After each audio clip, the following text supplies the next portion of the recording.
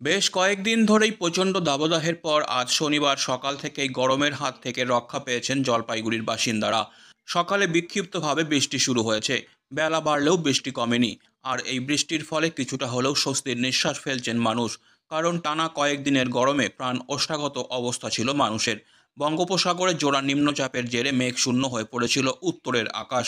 পরিস্থিতি এমন পর্যায়ে পৌঁছেছিল যে তাপমাত্রায় শুক্রবার সমস্ত রেকর্ড ভেঙে গিয়েছিল। 38.6 ডিগ্রি সেন্টিগ্রেডে পৌঁছেছিল শুক্রবার জলপাইগুড়ির তাপমাত্রা, যা ভেঙে দেয় 1987 সালের 4 সেপ্টেম্বরের রেকর্ড। প্রচণ্ড গরমে কাহিল হয়ে পড়েছিলেন মানুষ।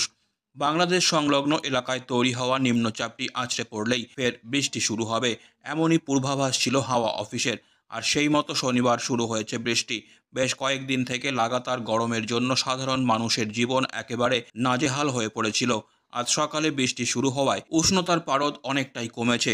টানা কয়েকদিনের অসহনীয় গরমের পর এই বৃষ্টিতে স্বস্তি পেয়েছেন সাধারণ মানুষ, আর তাতেই খুশি প্রকাশ করেছেন শহরবাসী।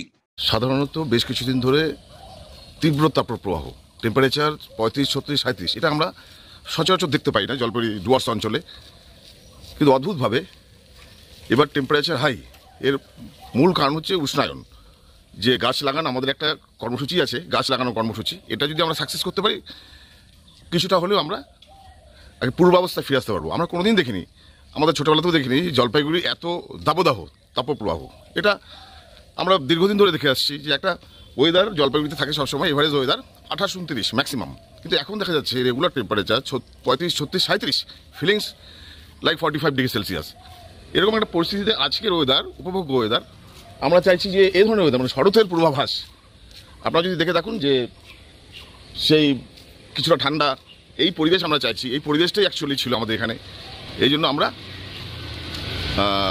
আজকের ওয়েদারটা দেখে আমরা মানে কি বলবো, ভীষণ খুশি।